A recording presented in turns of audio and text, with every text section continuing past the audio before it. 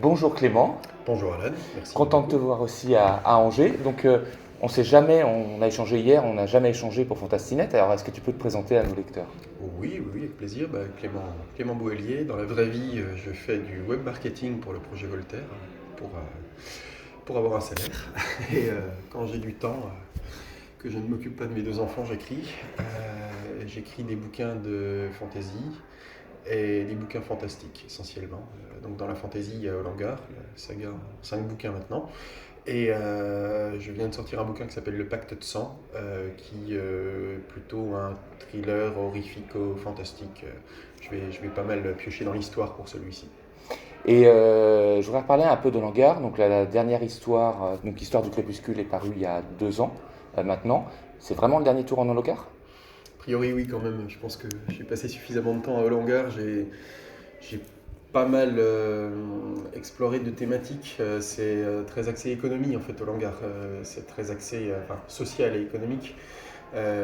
Donc dans le premier tome, j'explorais la thématique du mouvement social. Dans le deuxième, les entreprises fantômes, les entreprises qui sont juste un voile à d'autres entreprises. Enfin voilà, c'était un peu la thématique. Dans le troisième, c'était la ville occupée et toutes les conséquences que ça a pour les personnes qui y vivent. Je suis revenu ensuite par le biais des nouvelles où j'ai exploré encore d'autres choses, la famine, etc. Donc toujours des choses très, très sociales. Je pense que je suis arrivé un petit peu au bout de ce que je pouvais explorer.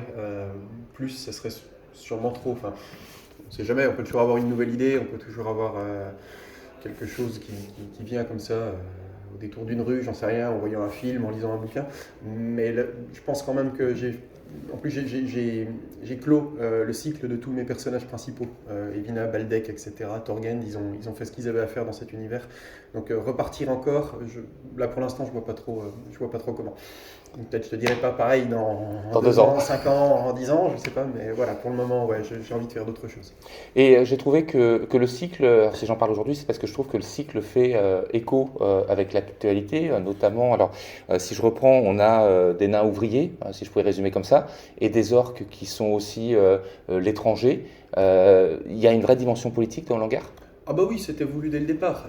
C'était voulu et l'idée première, c'était de montrer que la politique n'est pas seulement le fait des grands de ce monde, grands entre guillemets évidemment.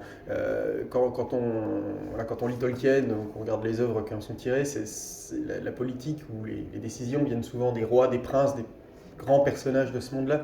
Moi, je voulais vraiment prendre le contre-pied de ça et montrer que la politique, elle peut venir du bas, elle peut venir de l'union, elle peut venir des syndicats. Voilà, et d'ailleurs, enfin, dans notre monde, il y a beaucoup de victoires populaires, sociales, qui ont été acquises grâce à ça. Hein. Même, tu prends 36, le Front populaire, c'est un gouvernement qui a envie de faire des choses, mais c'est aussi des grèves dans les usines, etc. C'est des gens qui accompagnent à la base ce mouvement progressiste. Et donc voilà, j'avais envie de rendre un peu hommage à ça et de montrer que c'est possible, que la politique, elle vient aussi du bas. D'ailleurs, c'est assez intéressant de voir qu'on a d'abord les nains qui manifestent au sens syndical du terme pour avoir de meilleures conditions de travail, etc. Et que ce sont eux aussi, en pendant, qui seront les résistants quand ça sera plus compliqué plus tard. Oui, oui, oui, alors effectivement une confrérie qui sait se battre en fait, hein, qui sait vivre sous terre entre guillemets, qui sait ce que c'est que le marché noir, qui sait comment l'économie souterraine s'organise. Donc assez logiquement et idéologiquement, c'est eux qu'on va retrouver dans la résistance quand les choses vont mal. Ça aussi, ça fait écho à des choses très, très vraies. Alors, il n'y a pas eu que des ouvriers dans la résistance française entre 39 et 45, mais enfin, il y en a eu beaucoup, quoi. Si tu prends les cheminots, etc., enfin, c'était des gens qui étaient de la base, souvent syndiqués, c'est ces gens-là qui ont résisté, chacun à leur manière, voilà. Donc oui, ça me paraissait logique, en tout cas que ce soit des gens comme ça qu'on retrouve dans la résistance. Même si j'ai essayé de faire un panel de montrer, parce que ça a été aussi ça la résistance historiquement. J'ai essayé de faire un panel dont on ne résiste pas tous tout à fait pour les mêmes raisons et pas tous tout à fait pour les mêmes choses. Voilà, il peut y avoir à un moment une sorte de convergence, mais tout le monde n'a pas tout à fait les mêmes intérêts. Donc je voulais aussi montrer ça. Mais c'est vrai que les interlocuteurs privilégiés de la résistance, dans Hollangar en tout cas, c'est l'ENA. Et on voit dans le même temps je suis en train de chercher le bon terme, enfin ceux qui ont le pouvoir, qui essaient de détourner l'attention sur les orques, même sur les elfes à un moment. C'est quand même c'est quand même très, très contemporain. C'est un grand classique, ça. Voilà, il est bien commode, l'ennemi commun. Hein. Si on parle maintenant du pacte de sang, t'aimes vraiment pas les team building? Oh, c'est un peu vache parce que, pas ta question, hein, mais le truc en lui-même, parce que j'en ai vécu qui se sont bien passés, enfin, c'était plutôt sympa.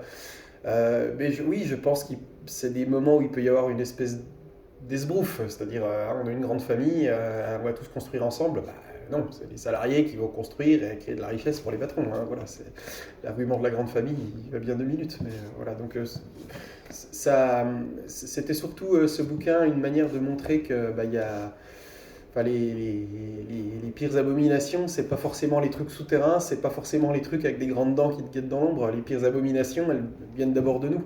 Dans ce bouquin, il y a, enfin, on va pas spoiler le monstre, hein, mais voilà, il y a un monstre, mais il prend ce qu'il a besoin de prendre pour assurer sa propre survie.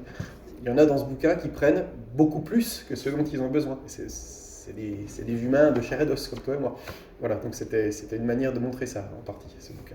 Et c'est vrai que l'histoire se bascule entre deux périodes, donc la période contemporaine et une période aux alentours du XIVe siècle. Comment tu t'es référé d'un point de vue historique à cette période-là? Alors, le bouquin se déroule dans pas mal de périodes, donc oui, effectivement, ça commence au moment de la guerre de 100 ans. Donc pour cette partie-là, j'ai lu une biographie simplement de Du Guesclin, qui a été bien commode parce que ça rappelait aussi tout le contexte de la guerre de 100 ans, donc tout ce dont j'avais besoin pour le début du roman. Voilà. Puis ensuite, c'est des recherches par-ci par-là, quelques petits ouvrages, notamment sur la Révolution, sur ce qui s'est passé en Vendée en 1792-1793, qui a été abominable. Voilà. Et sur les parties suivantes, l'histoire était plutôt évoquée. Donc là, j'ai pas eu besoin de faire énormément de recherches. Voilà, la Première Guerre mondiale est très brièvement évoquée, mais j'avais pas au point que ça m'ait poussé à faire des recherches spécifiques. Donc voilà, c'est vraiment sur ces deux parties-là que j'ai lu la guerre de 100 ans et la guerre de Vendée. D'accord, et quand on a aussi cette dimension enquête tout au travers du temps avec cette jeune femme qu'on trouve à garde sur la route. T'aimes bien jouer sur les différents genres? Ouais, oui, c'est quelque chose de sympa de croiser les genres, de surprendre un petit peu le lecteur, je trouve, de mettre un petit peu d'historique là où on s'y attendrait pas forcément, de glisser effectivement une enquête. Là, l'idée, c'était aussi de montrer que ceux qui enquêtent ont toujours, entre guillemets, un temps de retard. J'essayais de construire ça dans la narration. Voilà, pour que le lecteur se dise, merde, ils vont trop lentement, ça va pas marcher. Voilà, c'était un petit peu ça l'idée aussi. Et donc maintenant, après la fantasy, la reprise du thriller fantastique, t'en es où en niveau écriture? Là, j'ai un nouveau projet. Alors, si ça t'embête pas, je vais pas trop le développer parce qu'il n'est Bien pas sûr. encore, il est pas encore officiellement validé par l'éditeur. On n'a pas signé de contrat. Voilà, mais c'est quelque chose de plus historique, qui se déroulera encore une fois, si c'est validé, hein, qui se déroulera sur une période historique précise. Donc là, pour le coup, j'ai fait pas mal de recherches. J'ai passé quasiment un an simplement à me documenter, à lire des choses. Voilà, donc, Et là aujourd'hui, au Festival Imaginaire à Angers, qu'est-ce qu'un festival pour toi? Qu'est-ce que tu y trouves en tant qu'auteur? boire des coups avec les collègues, rencontrer des gens, parler avec des lecteurs. Voilà, c'est toute une ambiance hyper sympa à vivre. On n'est pas là pour faire carrière, pour faire fortune. Voilà, pour moi, l'écriture, c'est aussi une activité qui permet ça, qui permet de rencontrer des gens, qui permet de découvrir des bouquins, des univers, de se nourrir un peu de tout ça. Donc c'est d'abord ça. Hein, ouais. Et qu'est-ce qu'on peut te souhaiter maintenant? Je sais pas, que mes enfants aillent bien, que j'arrive à écrire malgré le fait que je continue à m'en occuper. C'est très gentil en tout cas de vouloir me souhaiter des belles choses. En tout cas, merci beaucoup. Merci Et à puis toi. à bientôt.